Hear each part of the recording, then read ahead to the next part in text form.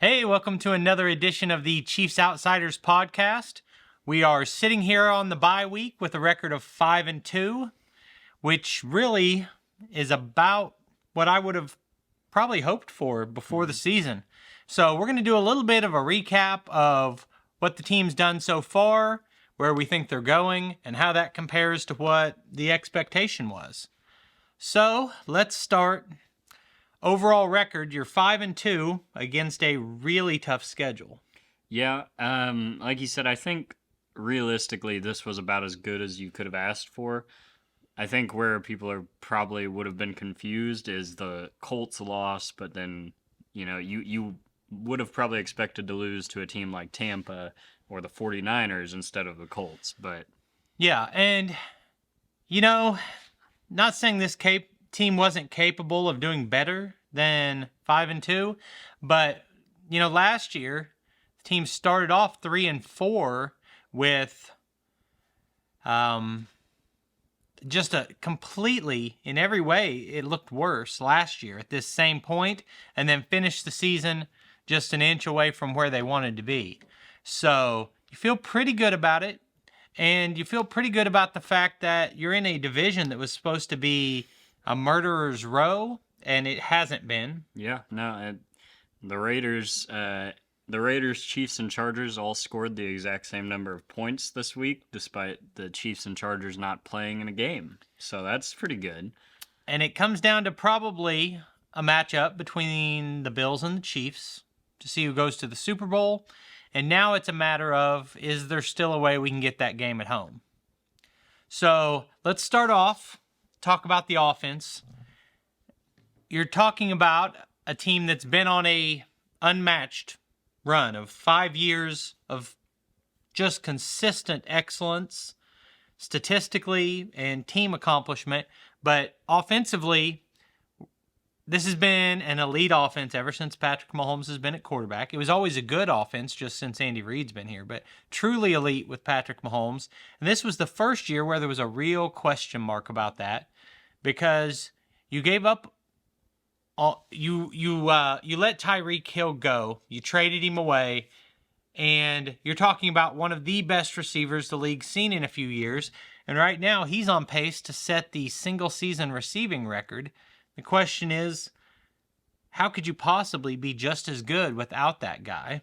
Yeah, and we talked about it a little bit before the season. I think a lot of Chiefs fans saw what was a possibility for the team to actually potentially be better offensively, to be more diverse maybe, and to just have a wider variety of guys they can attack you with.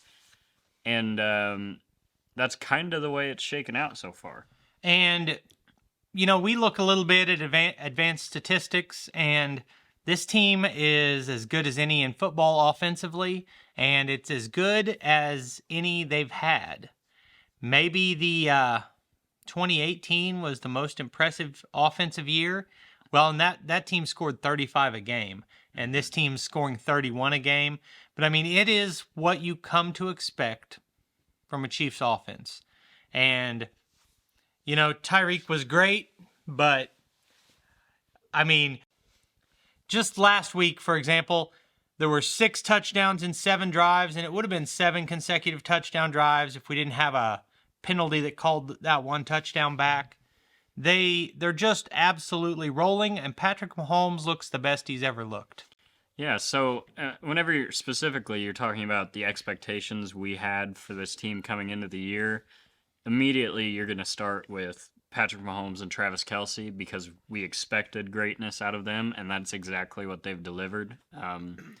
Travis Kelce is on pace for one of his best seasons ever, over 1,200 yards. I believe he's pacing right now for 16, 17 touchdowns.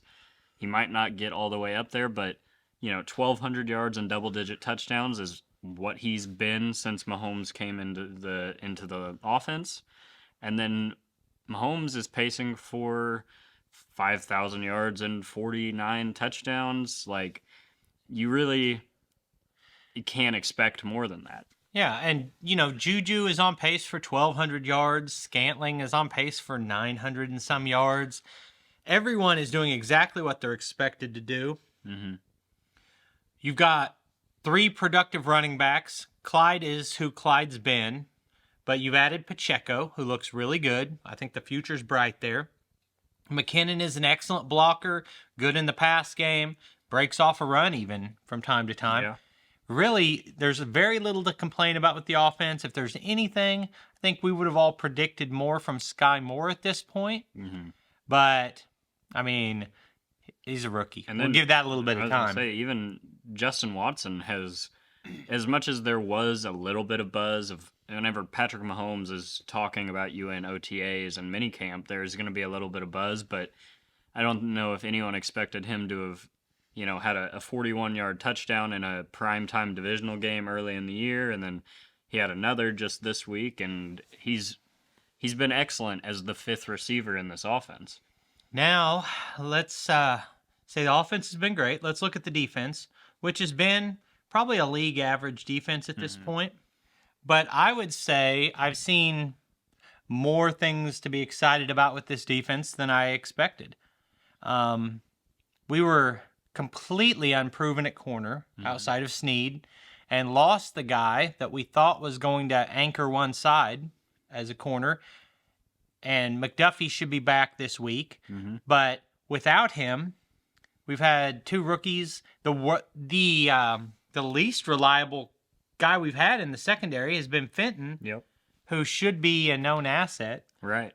So And the defense, there are 2 main, pretty big takeaways I have. That one is a staple of the last 4 or 5 seasons, and then one is something that we kind of knew was going to happen. And the first being the defensive numbers, especially in terms of yardage allowed and even sometimes points allowed, is a little bit skewed because so often the Chiefs are up big late in games and are more than willing to trade time for yardage and let offenses go on an 8 or 9 play 6-minute drive to cut the score from 3 scores to 2 scores or something like that. So they are ranking towards the bottom of the league in yardage. I think they're middle of the pack in points allowed, but more often than not, the defense has been better than those numbers would indicate this year. Yep. And we've seen some individual players play above the level I would have expected. Colin Saunders has been a really good player for the team. And then we knew we had a couple of good linebackers, the 2 starters in Gay and Bolton. But we were optimistic about Chenal, and we're seeing him getting some time. And we now know we have another legitimate linebacker in Harris. Yeah. I didn't see that coming. But when Gay was out, you definitely don't want to lose Bolton or Gay, but injuries happen in the NFL. It's nice to know that Harris can step in and play if we need him to. Definitely. Brian Cook has looked good in the secondary. I think there's been some justifiable complaints about the tackling from Thornhill. But overall, I think the defense is also ahead. And Chris Jones is having a career year. And I think most Chiefs fans have been down on Frank Clark for his entire time here. And he's played a couple of his best career games the last 2 games. I'd like to see him string it together for the rest of the season and go into the playoffs strong. But yeah, he's definitely had a couple of moments. Also, it seems like we should see if we can confiscate that spinning dartboard that Goodell uses for suspensions. Yeah. Because what in the world? Like, if you want to tell me Frank Clark's suspended for his gun charges, fine. Like, there's a legal system, there's a punitive system for bad behavior. I have no complaints about any of that. But why, like a year and a half later, at a random time in the season, are we seeing that right now? The thing about that is typically the league waits until the court cases are settled, and that makes sense to make sure that there is a definitive legal ruling before the NFL places a punishment. But both the Willie Gay and the Frank Clark cases were settled months before the season began, and then their suspensions came at completely random times in the middle of the year, and it hasn't seemed to hurt the team very much. but it is kind of frustrating that it's just in the middle of the week you find out that a guy is suspended whenever, if he isn't suspended to start the year, you kind of just assume they'll roll it over to the next season. I don't want to spend very much time on this because everybody has players out and, it is what it is. Buffalo had guys out. But when Milano had a huge effect on that football game, I was sitting there thinking, our guy who's the closest to that isn't here. Yeah. All it takes is one Superman play from Willie Gay to make a difference on that last drive or whatever the case may be. But we're through that suspension, and we got 2 weeks without Frank Clark. And it's time for what always happens with a Spagnuolo defense, which is the mid-season jump to another level. Seems like every year Spagnuolo has been the coordinator, the defense has been better in the second half of the year than it was in the first. Yeah, and people put a lot into the Spagnuolo not trusting young players as much, and it's very valid. There is a lot of reason to believe that, but the fact that the Chiefs have been without Trent McDuffie since the second half of week 1, I feel like that's a bigger deal than most people realize, because the Chiefs have not, even though McDuffie is also a rookie, the Chiefs have not been nearly as willing to be exotic or trying to be deceiving in the secondary, because they don't want to put these two day 3 rookie 4th round, 7th round draft pick corners in compromising situations. So we're going to be without Frank Clark, and we've got the trade deadline tomorrow. So by the time you've seen this is going to be a moot point, so we won't spend too much time on it. But I'm really hoping a defensive end gets added in the next 16 hours or however long we've got. Yeah. Because Frank Clark's been playing his best. I think, man, that group needs one guy with elite speed, one more guy who can really disrupt a passing game. And so what's your guy that you're hoping is on the roster? So I've pretty much I've given up hope on either of the two big names that would require a lot of draft capital, being Brian Burns or Josh Allen. I don't think either of those moves is coming. I wouldn't be surprised if they don't make a move at all. But if they, I would like them to add another defensive end, and I think Arden Key, also from Jacksonville, would be a fine addition. That's a guy that they were interested in the offseason. They had him in for a visit before he went and signed with the Jaguars. Montez Sweat, maybe, from the Commanders, if he's available. There are a plethora of capable defensive ends. Jerry Hughes from the Texans, if he were available, which there's no reason he shouldn't be. He's an older player on a terrible team. So, if there are moves to be made, if that's the direction the team wants to go. I'm hoping we see one of those guys, and if we don't, that doesn't mean the window's closed for making an improvement in the pass rush, because last year, I know he's an older player, but Ndamukong Suh last year was a disruptive player still. And if he's only asked to play 8 games with limited snap counts, come in and pass rushing situations, I really think Ndamukong Suh could be, if he can play 12 snaps a game at the level that he played at last year. If he could play the Turk Wharton role, yeah, I would be about that move as well, definitely. Because he's not going to get double teamed, no matter how good he looks, because he's playing next to Chris Jones. So that's a move I'm hoping for on the defense.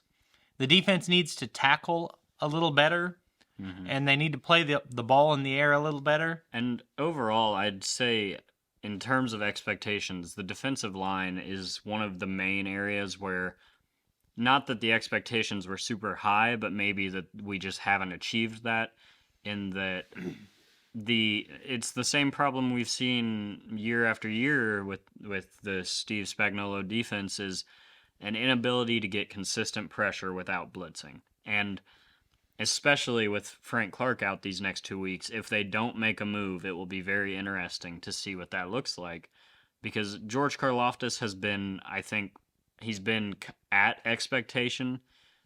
He's near the top of the league even after just the Chiefs just had their bye in pressures for rookies. I think he's played the run fine. Carlos Dunlap is kind of what we expected, an aging player who still knows how to be effective and can get his hands up in passing lanes, but is not a dynamic pass rusher. And it's really just a ton of pressure on Chris Jones to win and to win quickly. Yep. So I feel like Karlaftis right now is about what Frank Clark has been, because he sets the edge against the run. He makes some good plays. He gets some pressure, but he is not an elite speed rusher around the edge. And so that's what we lack right now. But until they add it, it's a matter of, I think the biggest room for improvement is McDuffie. But so now we've talked offense, we've talked defense, special teams, which is an F+ so far this year, with the caveat that, we lost a third of the special teams with Butker being out. But in both the kick and punt return units for the Chiefs this year, for the most part, have been horrible. The Pacheco has had 2 good returns, and almost all of the other ones have been like inside the 15, bad. And then Sky Moore has obviously had the 3 muffed punts, one of which we recovered, but 2 of which you're talking about, you're giving the opposing team a possession starting at the 10-yard line or closer. And and on top of that, he has not had an explosive play in the return game. Everything about special teams has been bad except for the punting. Yeah, Townsend has been phenomenal this year. Yeah, he's been a great punting, and mostly when Butker's been out there, he missed the one big kick, but mostly he's been good. But everything else on special teams has been bad, and I think any Chiefs fan right now is probably hoping that either McCole Hardman or Kadarius Toney takes over punt return duties. Yeah. The team, especially, I think they intend to feature Sky Moore. I don't think he's a career punt returner. No. So saying we've got to work this guy through this so he can be our punt returner isn't worth it, because you're hoping he's not returning punts, right, because he's a staple of the offense next year when this receiver room rolls over. That is not where his future is on this team. But there are 2 things that I know. One big thing we need to talk about, and then one little thing that I kind of glossed over. On the D-line specifically, Derek Nottie has not met expectations, and it's not something that's massively noticeable, because he is just a massive body that is expected to hold his own and kind of eat some double teams in the run game and be able to just hold his ground. And I don't know if it's due to some nagging injuries that he may or may not be dealing with, or maybe just not being in great shape, or one thing or another. I don't think Derek Nottie has played very well this season. And then the other thing that we forgot to talk about was the offensive line. And overall, I'd say as a unit, definitely has not met the expectations that we had for them coming into the year. And that was to be arguably the best unit in football, if not, at worst, the top 3. So I think those are a couple of good points. And I think the 2 tackles right now are barely adequate. Mm-hmm. And the interior has been very good. And I guess when you look at it, most people in the sports media world are ranking it as Buffalo 1, Kansas City 2 as odds to win a Super Bowl right now. Mm-hmm. And you say, what can we do to take that little tiny step? Well, we talked about McDuffie. The next one could be Lucas Niang. Potentially. Because if he can take that job back in 3 weeks or something like that, mm-hmm. Because how many opportunities really are there for a team to improve? You've got you can play with the scheme and game plan a little better, but you've got who you've got, and you've got to roll with them. And can Andrew Wiley get better? Right. Probably not. Like, outside, who can take someone's job. Mhm. There's not a whole lot of opportunities there for someone to take someone else's job. You got Sky Moore could come up and seize playing time. You got Kadarius Toney who could flash, but I wouldn't bet my mortgage on either of those two things happening right now. But Lucas Niang, when healthy a year ago, won this job, and they're giving him time. He's just past the early return window of when you might expect him back. So you could hope for a month from now that he is an upgrade to our O-line. Yeah, Andy, immediately following the 49ers game, which we heard from Andy today, but before today, that was the last time we had heard from him, and he said that we could expect McDuffie back, which he has to be back because his 21-day window is running out. But he also said that Niang and Blake Bell could be getting a little bit closer after the bye. And then going back to the offensive line and specifically the tackles, again, I believe that this is including the fact that the Chiefs are coming off of their bye week. I know that both the Chiefs starting tackles are in the top 6 in the NFL in pressures allowed. I'm pretty sure it's Orlando Brown is at 3rd with like 24 pressures allowed, and Andrew Wiley is tied at 6th with like 21 or something like that. And it's just not good enough is what it is. And it explains so much of why the Chiefs feel the need to use their running backs to chip and pass protection just constantly every single week. Okay, so we've seen enough of the season to know who is good and who isn't. Do you agree with that assessment that the Chiefs currently look like the second best team in the NFL? Second, let's just look at the AFC. Mm-hmm. Is that how you power rank? I as a Chiefs fan, and the fact that we've ended the Bills season 2 years in a row, I'm never going to concede that matchup.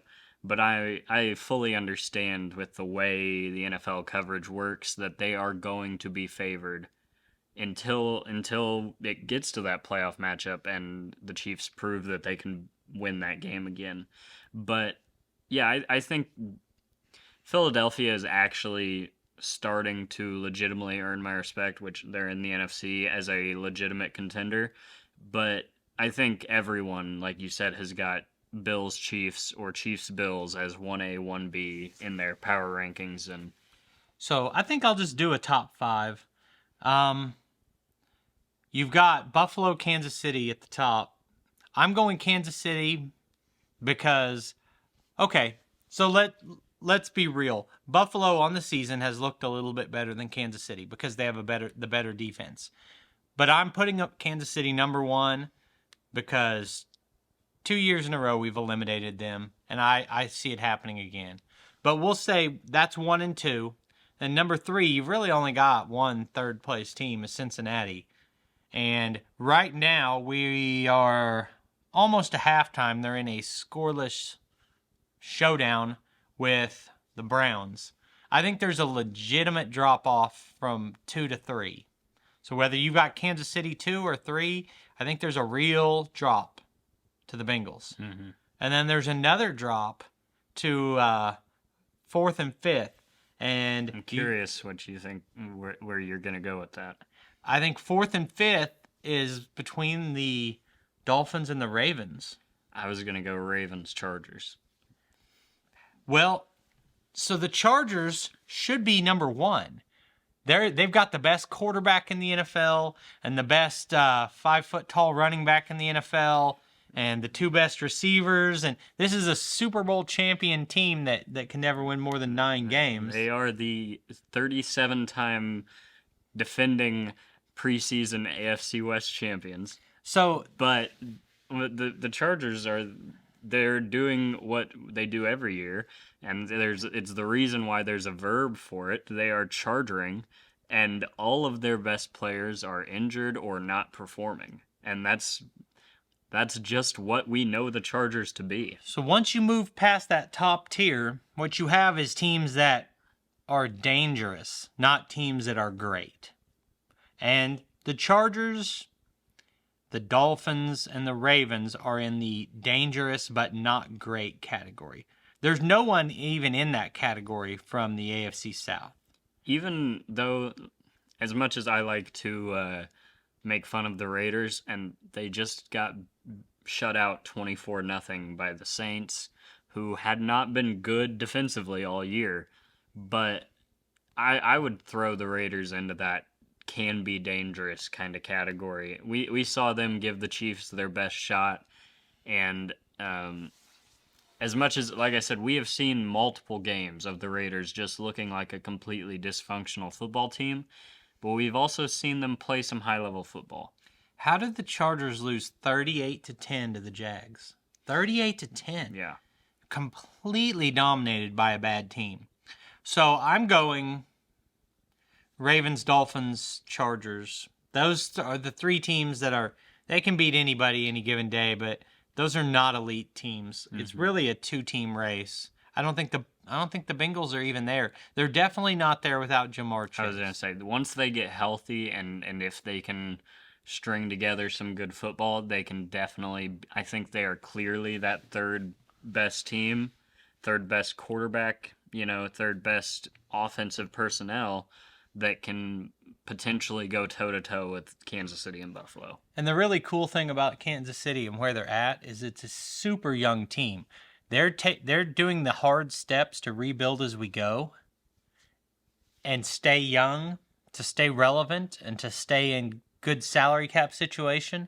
So they're not even all in for this year. And so that's the cool thing. That's the thing, is as much fun as it is to pull up these receipts from all of the the analysts and all the people all off season long predicting the Chiefs to finish last in the division or just miss the playoffs or whatever it is, there is a reason that those picks were being made. I always knew that they were foolish and that this team would be fine, because any team that, you've got Andy Reid, Patrick Mahomes, and Travis Kelce, I figure you're going to score some points.